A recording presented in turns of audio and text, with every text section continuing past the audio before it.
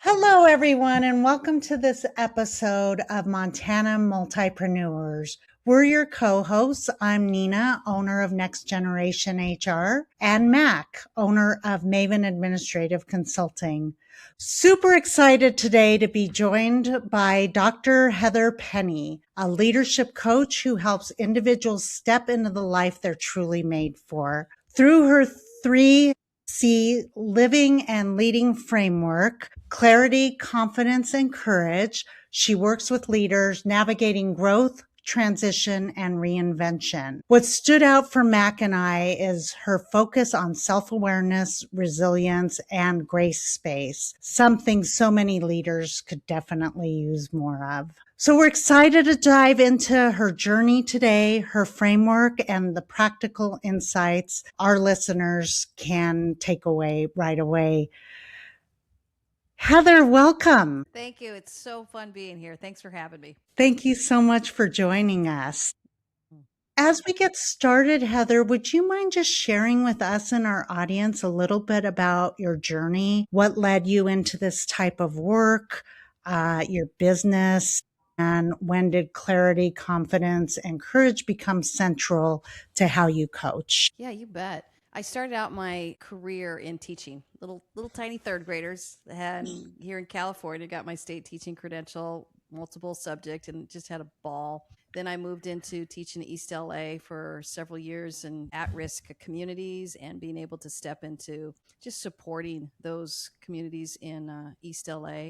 And during that time, I was offered an opportunity to start teaching at some universities. So I started doing that. Then I got offered to teach do some consulting work over in Belize with a nonprofit that was partnering with the Ministry of Education. Just all these twists and turns, and in the middle of it all, I had two kids. And then you're navigating how to reorient your career based on wanting to be a mother. And I think my kids were in fourth grade and sixth grade. And when I decided to go back and get my doctorate, where I really wanted to focus on really how people spiral up versus spiral down. And I'd spent about the first 20 years of my career in education, university work, consulting work. And then I realized, and that was with my master's in leadership education, I started realizing I think I want to teach what I want to teach on. I think there's more in me. I love teaching, but I think there's something I want to do beyond a 3-paragraph essay or getting teachers ready for the teaching credential program. So that's what shot me back to school. And I focused on a PhD in human services. And my dissertation work was really around how people spiral up versus spiral down, especially as we look at emotional well-being and career self-efficacy. And then I didn't even know what a coach was, but I decided to open my own coaching company about 15 years ago now. And of course, fingers crossed, like, I hope somebody will hire me. I hope somebody will like what I'm offering. Ended up really doing well, working with a lot of personal coaching and then moving into corporate coaching. I realized it doesn't matter whether we're the spaces that we live and lead in. That's why I call it that. Whether I was doing personal coaching or whether I was doing professional coaching in the corporate business spaces, we're all going through the same thing. We're all trying to navigate work-life balance. We're all trying to work through some of these self-inflicting inner critic work, with clarity, confidence, courage. And so I just had a lot of fun doing both spaces, and I still do both spaces to this day. I will say a lot of the business and market spaces take up a lot of my time and attention, but I'll take an occasional personal client every now and then because I really love those spaces as well. That it's these amazing people that are doing phenomenal things in this world, and they need a coach in their corner. And right now, I'm working with a lot of organizations that are doing amazing things, and the organization needs a coach in their corner. And it's why I call myself a leadership coach and trusted advisor. The trusted advisor is really working with the C-suite team, the executive coaching, because they need an advisement at the top that supports all the different things they're holding. So I try and hold those spaces in our business world and also in our personal spaces as well. It's amazing. Is there a common theme besides self-awareness that you see amongst individuals versus teams? Oh, yeah. With dysfunction, what's the kind of the common theme? Oh, goodness. Yeah. I think what I see is really our self-talk. If I could narrow it down, you'd be surprised at some of the most amazing people that have a really polished external presence. They have some of the harshest self-talk or the most damaging self-talk. And so once I began to realize it doesn't matter who you are, we're all facing these insecurities. And so in the work that I do, I just decided I really want to join people that are trying to overcome that inner critic. And so when I talk about clarity, confidence, and courage, it's just a handle I wanted people to be able to hold on to. I believe everybody has their own inner clarity, their own inner confidence, their own inner courage. It's not my job to hand that to you. It's my job to help pull it out of you. And if you can just stay with me in a space of, I usually do contracts around 9 to 12 months. If you can stay in that space with me, you will find your inner clarity, confidence, and courage, and we will get it fueled up. We will get it ready to go so that you can step into other spaces and really what I call leveling up and expanding your potential. That even what I do today, there's no way I could have said this is where my company would be in 15 years. So, I practice what I preach. I face my own inner critic. I face my own what I call my false beliefs, and I convert them into my true beliefs. And this idea that mindset can help us build that confidence. And please hear me. I'm not saying if you chant I am enough 20 times a day, you're going to be better. That's not what I'm saying at all. It's that awareness that if you really recognize what you're saying to yourself and then you find a true belief, what I call to reach for, it's oftentimes we're sabotaging our own potential, our own growth, and we know it. We just need a buddy, and that's what I feel like. I'm that buddy that comes alongside you and says, whether you're the CEO of a huge company or whether you're a mom of toddlers, I care. What is it that you're trying to step into, and what is it that you're trying to overcome? Yeah, that's so interesting. It's kind of that premise of self-compassion. Would you say this to a friend, how you're talking to yourself? In your work, you mentioned the spiraling up and spiraling down. Can you say a little bit more about that and how that plays into your work as well? Yes. When I realized that people don't really read your dissertation, and I'll put my own hand up, I don't remember the last dissertation I ever read. I realized, you know what? I want to take this work that I'm doing. I want to put it in a very easy to understand allegory. Oh, and you can find this on Amazon. It's called The Bracelet by Heather Penny. Really, it's this idea. It's a 7-minute read, but it's this idea, and it's actually a picture book. People think it's for kids. I'm like, it's not. It's for those of us to remember. And when I work with groups and individuals, this allegory is what I work with. But it's this idea of this little girl who was given a bracelet. And she loved this bracelet, and she felt so important and valued and cherished. And she'd go and play in her tire swing, and she'd go spend all this time just fueling her spirit. But what started happening is over the years, she started getting more and more bracelets. Till pretty soon, she had bracelets going all the way up to her shoulders. She could no longer jump on her tire swing. She could no longer do what she loved. I think everybody can understand this. I just did a workshop around this, and I read the book, and I'm telling you, it's a little embarrassing sometimes because I'm like, it really gets an emotional reaction from people because we all know when we're like, I miss my tire swing, and I've got too many bracelets. And this idea that bracelets are not good or bad. It's just you can only manage so much. And at some point, the bracelets will prevent you doing your life's passion. So the work that I do, if I could make it as simple as possible, is to say, I help people identify their bracelets and say, is that really one you want to keep wearing? Is that one you've outgrown? Is that one you want to take off? Because the lie we tell ourselves is, I have to manage all these bracelets that have been given to me. And I'm like, when's the last time you picked your own bracelet? And when's the last time you actually evaluated it? And by the way, it feels counterintuitive, but if you're putting all your energy on managing these bracelets, you're never going to find your tire swing. You're never going to do what you love. And when you go do what you love, this is when you start coming alive. And then toward the end of the book, it says she's lying under the stars and she hears this voice on the wind that says, take off your bracelet. It's this idea that I'm like, when's the last time you sat under the stars and actually listened to something that said, you're created for more, you get to be more. We all have those moments that when we're still, we can hear what our inner chatter is, and we can hear how it's working for us or working against us. But what do? We run back to our bracelets and spend all our energy monitoring those. And so when I go after this idea of 3C living and leading, it's that clarity to say, what are my bracelets? What are my tire swings? What did I do that I love? The confidence is really going after the beliefs around them. What have I told myself about my bracelets? What have I told myself about I can't do these tire swings anymore? And then the courage is really all about action. What are you going to do now? Now that we've been chatting and talking, what's the action steps? So every session, I always end it with, what's the action steps you want to take away from our conversation today? Setting expectations and for yourself and others. I can relate to, I sometimes have very high expectations for myself and others, and it makes it difficult Yes. in certain realms. And like you said, with bracelets, when you have high expectations, you hope that, all the bracelets you're wearing are helping you get to that. What would you say are some kind of common things that you help people take those bracelets off? Yeah, great question. It's the first thing is awareness, and that's the clarity piece. The first thing is, are you aware? What's your clarity on your bracelets and your tire swing? I have to check that. The interesting thing is, and that's why I use allegory, story can go after the right side of the brain. And I know this is an educator, so it allows me to take a huge shortcut. You could sit down and read my 150-page dissertation paper, but I promise you're probably not going to get much out of it, right?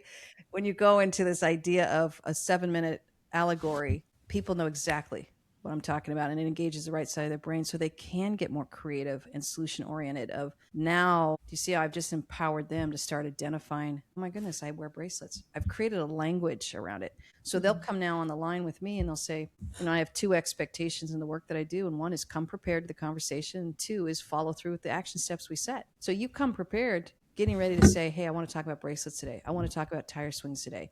But do you see how deep of a conversation it is that most, particularly North America, we don't have the language to talk about bracelets. We don't have the conversations to talk about the tire swing, which is what I call an active rest, and the time under the stars, which I call a contemplative rest. We don't even have that language. So in the work that I do, I've tried to create the language so that if Nina and you and Mackenzie, if you came to the conversation with me, you'd be like, I want to talk to Heather about my tire swings today. Do you see what I just did? I just empowered you to be the author of your own story. And now I'm serving your clarity of what you want to talk with me about, because instinctively we all know. We just don't make the space to do it.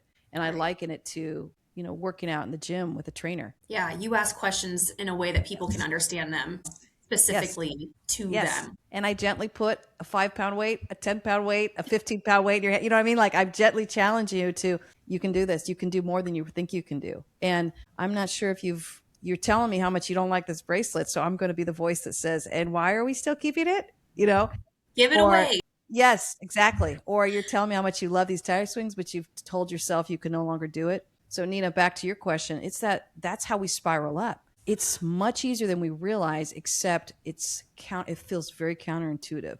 When we're busy managing those bracelets, and let me tell you, all my fingers are pointing back. I'm a high achiever and I work with high achievers. They don't really believe me at first. They're like, what do you mean? I can't get on my tire swing. It's going to cost me. And I go, well, the road you're on now, isn't it costing you now? It's usually costing them, depression, anxiety, fears, these negative emotions that are causing them to spiral down. Stuckness is a huge one. I just feel stuck all the time. They need new questions. And one of the hardest questions that we ask ourselves is, how do I keep up with the pack? How do I keep balancing my bracelets? And I go, that's a terrible question to ask.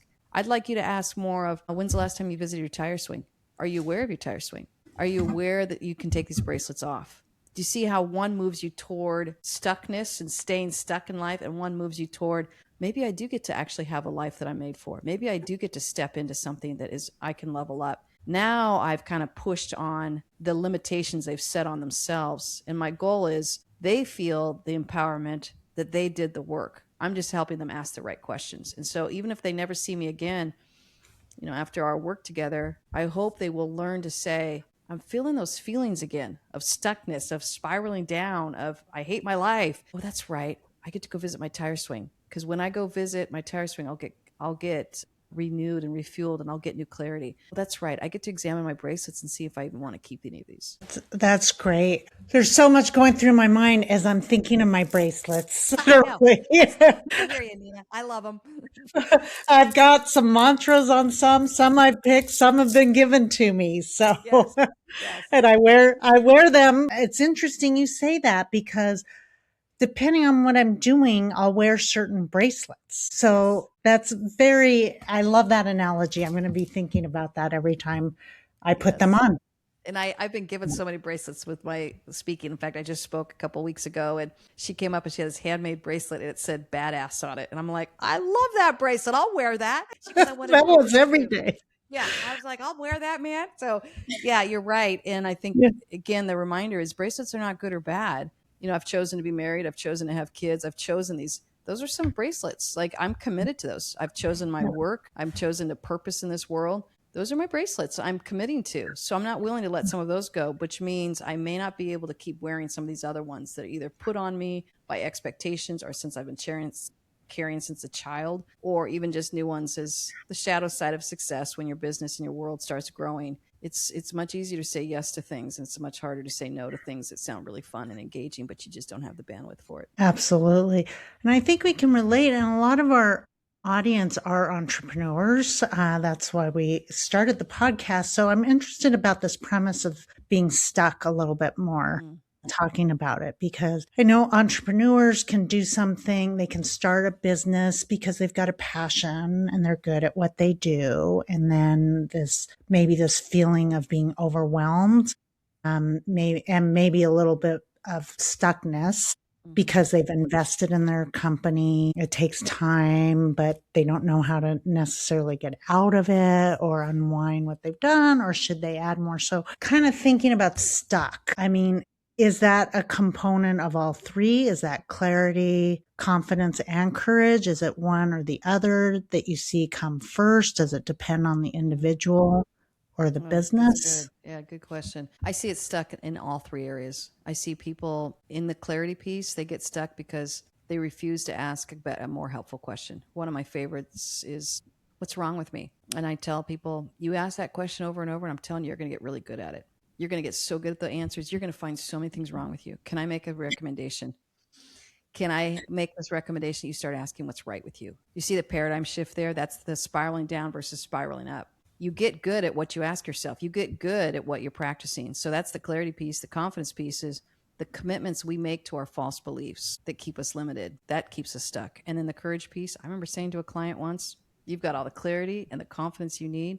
You need to engage your courage and actually take an action step. And he was just, I liken it to jumping out of the plane with a parachute. And I'm like, your parachute is your clarity and your confidence. You got it, man. You got it. You got to take the jump though, because what's happening is every time we're circling that jump zone and you're landing the plane, your courage muscle is atrophying. You want to be able to start really trusting yourself. You've got this. And I'm a huge fan of being prepared before you jump. For heaven's sakes, get your parachute. Don't try and jump out of a plane just because for the sake of courage, which can kind of be a voice out there that's putting pressure on you. I'm a huge fan of, no, be ready. Take as much time as you need. That's the clarity and the confidence piece. The confidence, you're checking your beliefs. The clarity is you're really making sure you got clarity on, am I jumping on the right area? Am I going in the area that I really want to go? But the courage piece is, if every time you circle that jump zone and the plane lands and you've never jumped, you will start, and I've seen this happen with people, it's heartbreaking. They stop even going up in the plane. They begin to take safer routes. They forget. What if? They say, I'm never going to start a business again. I guess I want to tell entrepreneurs, I've started at least 5 businesses. That's because there were ones that I was like, this one's taking off. This is amazing. This one, I don't know, it was a practice business. This one it was also very successful, but I couldn't do 2. I want to encourage people that it's a playground. You're playing. And the other thing I want to encourage people is, any entrepreneur, it's okay to get a guide, a coach. I had one. I've had several. I have 3 right now. 3. Because of the work that I'm doing, I know I need a body coach, I need a marketing coach, and I also need a writing coach. And they're all 3 working hard for me. They're just people that I know that they know how to help me level up. And do you see how once we start trusting that process, I didn't start out that way. I mean, I had no money, I had nothing. I'm like, how do I hire anybody to help me? Well, it's amazing. There's still something out there that you can invest in that gives you that connection that you need to level up. The moment we start telling ourselves, I can't afford this, or I can't afford to invest in this. And I'm not saying go crazy here and go into debt. I didn't go into debt with any of my companies. But I am saying there's always someone there that you can take to coffee and say, can I pick your brain on this? Or there's someone that I'm like, you know what? I am going to trust that I'm going to pay them this stipend and it's going to help me grow in the area that I need. That's you learning to say, I'm going to trust that I am worth investing in myself. And before I became a coach, I hired a coach for 2 years, worked with him. And that's when I realized what coaching was. And I thought, I think I could be a coach. And he's like, I think you'd be a great one. And the rest is history, 15 years later. But I hired him to help me find a job with my passion. And I ended up opening my own company. So I think that's where I want to encourage people. Look for those guides. Don't let the money piece stop you. Don't trap yourself and say, I can't afford this, or I can't do this, or I feel too stupid to even ask for help in this. That's Man, that is just the lifeline for entrepreneurs. Utilizing your resources. Yeah. It's definitely a theme. Pretty much most of the entrepreneurs we've talked to have a coach of some sort. Whether it be sales or digital marketing, kind of those pieces that if you're not passionate or it eats up more of your time than it actually brings back, Right. it's worth to kind of outsource those things.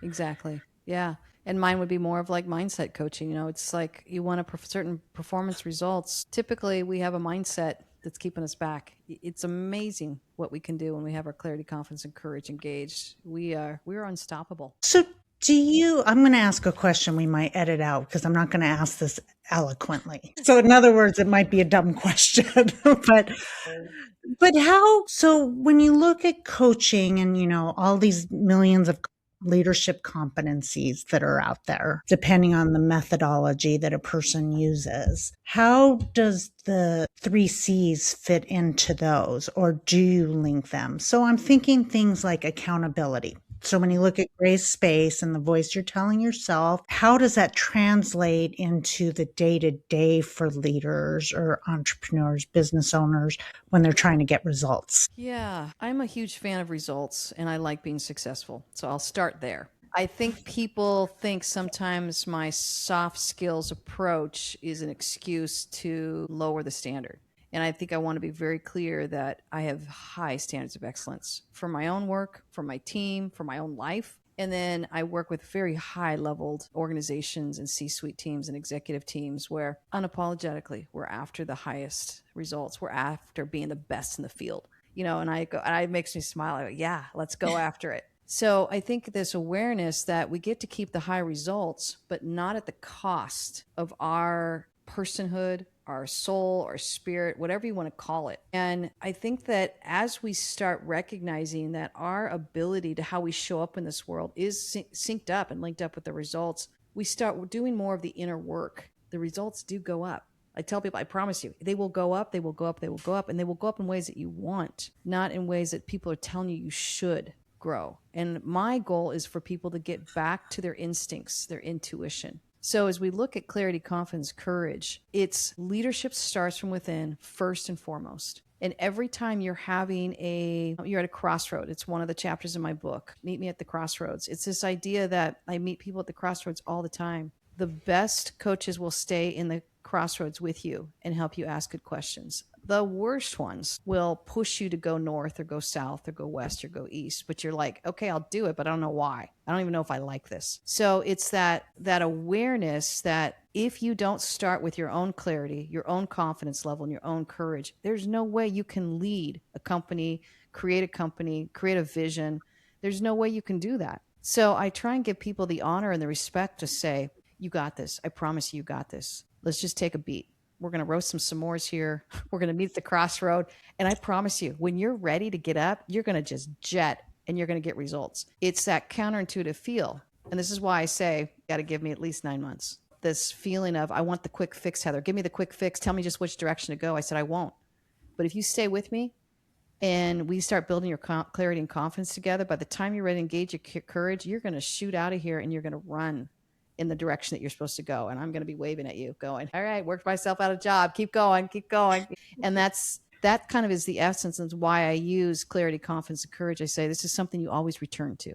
You're going to have a myriad of crossroads in your life. I hope that in the work that I do with people, it gives them a pattern of what to do with their choice making. Our temptation, again, all my fingers pointing back. I don't know. I don't care. I'll just keep running through the crossroad, or I'll do a quick left. We all know eventually we have to do a U-turn, come back to that middle ground and go, right, yeah, I don't like this. This got me trending in the wrong direction and I'm not happy. We have to stop again and pause at the crossroads. And if we can really pause at there and with people in our life that are helping us ask good questions, we're getting our clarity. The false belief is, I have no clarity. I just got to keep running. I have no clarity. I got to stay on the hamster wheel. So right. I created the 3 C's as kind of 3 handles to help you navigate that. Is it oversimplified for the human complexities? Of course, right?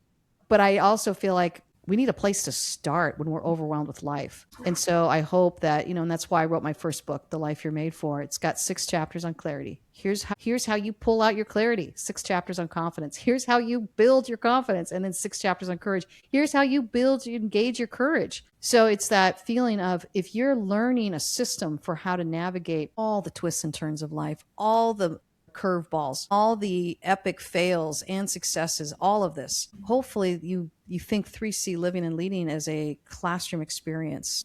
And again, my background goes all the way back to teaching. And my hope was that my little 3rd grader was feeling, I can do this. I can be ready for 4th grade. I feel that same way with adults, and I'm working with companies. I'm like, you can do this, but you gotta go through the paces of it. You've got to learn the practice of growing your clarity and your confidence and courage, because you're ready for a new level of thinking. And if you continue to do things the old way, you're only going to frustrate yourself and overwhelm yourself. But I promise you, if you slow down long enough at the crossroads, you're going to get the clarity you need that's going to help you go in the direction that you want to go for your life. I love that. I get this talk more than you know. Oh, Before we sign off, though, a couple things. So you mentioned a little bit about what the life you're made for, how that's broken up. Then before we went live, you were talking about Gray Space. Is it a little condensed version, or is it a different type of book? Okay, yeah. So Gray Space it's really what I began to realize in the first book. And this is videotaped. Everyone can see me? Yeah. Okay, Yeah. Perfect. So in my first book, you'll see it's really thick. I wanted it to feel like a manual. It was mainly because I couldn't take on any more clients, and I felt like I just want to give this away to people. So, and some people can't afford the coaching. Can you show the front of that book? Yes. Sorry. So here's the front of the book. And if you turn it sideways, you can see it's thick. I wanted it to feel like a manual. This first part is clarity. The second part is all confidence. And the last part is all courage. And I think I set it up to be kind of systematic. Again, is it always systematic? I got the clarity. Well, not always, but you know what I mean? I want you guys to have a place to start. So I see this more as a life manual. I also developed a coaching companion that goes with it, and it's kind of journaling. So when I work with clients, and this is more of their personal one-on-one with me, we'll set up a client conversation where they're doing the book and they're doing the journal, and we're going through it, and they're getting their clarity, their confidence, courage. And more importantly, I'm leaving them with something that when they struggle again, they have something to reference. Yeah. So that's the first book that I did that. And then I set up an e-course with that as well. So I wanted people to feel like they could do it. They could do it with a buddy. They could do it in a small group. They could do it with a bunch of women entrepreneurs. I wanted them to feel like, you got this, people. And then the Gray Space, what I began to realize when I was working with corporate America, they weren't reading as much. And so this is a book designed to read in a day. Everything I have too is all in Audible as well, and ebook. So I do all the forms. I have so many leaders who love listening to things on the fly. Mm-hmm. And basically I said, listen, you get good at what you practice. There's 7 practices in here. I'm going to challenge corporate America. I'm going to challenge the business spaces, all the spaces that we live and lead in. I'm going to challenge our leaders to begin practicing things like receptivity versus defensiveness, responding versus reacting. Are there more than 7? Of course there are. But again, in the work that I do and in the companies I work with, I just say, everyone choose one Gray Space practice a year. Then the companies are starting to say, we are a Gray Space culture. Now, this is building on this idea of safe spaces, which I love the idea. It's just that we started creating all these safe spaces. And then some of these safe spaces became kind of nasty toward the other safe spaces, right? And you're like, well, nobody's safe now. We're all kind of lobbing grenades at each other. So I said, hey, I think we can do better as humanity. Let's build on the idea of safe spaces to say we can carry our own Gray Space around with us everywhere we go. And I can decide and choose to be the human being that I want to be. And I can choose whether I'm getting coffee and I'm interacting with the barista at my coffee shop, or whether I am, up speaking in front of hundreds of people in the work that I do. It doesn't matter. It's the human being I'm choosing to be. That it says, I want to respond versus react. I want to question versus accuse. I want to be receptive versus defensive. And now I'm carrying a Gray Space around with me. And by the way, I don't need a safe space, because I am a space of grace where now I'm inviting all of humanity. We're all should be a part of one big, fat, safe space is humanity. That's my ideal. I know we got a long ways to go, and I know we will never get there, but without the ideals, we have nothing to shoot for. So the ideal really is, hey, everybody has a choice, and you have a split second, whether you're going to join a reactive space or whether you're going to join a defensive space, or you're going to, I end it with trust versus fear. If you're going to perpetuate fear in this world, or you're going to perpetuate trust. And I'm really calling on people to choose, use their power of self-agency to choose. You can choose better than you think. And when I work with people one-on-one, I've never had someone say, well, now that you've mentioned it to me, Heather, I'm going to stick with my defensiveness. I don't care about receptivity. Humans are innately good. They go, I didn't think about that. I had a split second of whether I wanted to be defensive, and I chose defensiveness. And I always assure people, I'm like, yeah, we've all done it. Don't worry. You know, I do it too. I wrote the book and I still struggle with gray space at times, right? So, but did you know you have a choice? And when you've practiced the choices behind the scenes, when life gets hard and you have a split second, you have that split second, you go, wait a minute, I could be defensive right now, but I'm going to choose to be receptive. I could be accusatory, but I'm going to choose to stay curious and ask a better question. Now we've prepared kind of this mental and almost spiritual mindset to say, I'm going to reach for something bigger and better, and I'm going to just transcend this moment and not give in to the pull to just sink to the lowest common denominator in the room. And aren't we seeing that modeled at the top? Yes. Are we seeing that modeled in politics and Hollywood and other places? Like, that's my kind of call to humanity, to say, we can do better, folks. We're all really good people. We all want really good things. We all want to be able to feed our families. We all want to see our kids educated well, you know, without moving into the politics space, which I will not do. But without moving into it, I want to say, you can see something like this idea of gray space is so needed in the conversations that we're trying to navigate in. And I just say, just stay curious with one another. We don't have to accuse. We want to put on our critical thinking skills here, and we want to be able to step in these spaces and actually get the clarity, the confidence, and courage we need as humanity to solve some of these big problems that we're facing. That's Fantastic. On that note, where's the best place to find you? We know your books. I saw they're on Amazon. You also have a podcast. I do. Yeah, I get to interview some phenomenal people. So my podcast is called The Life You're Made For. My books are all on Amazon, but probably the one-stop shop to just find everything is heatherpinney.com. You can get access to my weekly newsletters that I send out. You can get access to my podcast. You can get access to my books. You can contact me if you want any kind of speaking opportunities or anything, any other kind of work that you might want to do with me. Fantastic. Thank you so much for your time today. We really are grateful to you for taking this. It's been very helpful, and I can't wait until we air it. Thank you for having me. And then I'll end this conversation with how I always ended on my podcast, which is, I am cheering you on. So every listener here that's listening to this, just know that I am cheering you on, and I believe in your ability to live with more clarity, confidence, and courage to actually influence your worlds, but really change the world for good. Well, thank you, Heather. We appreciate your time and hope to chat with you soon.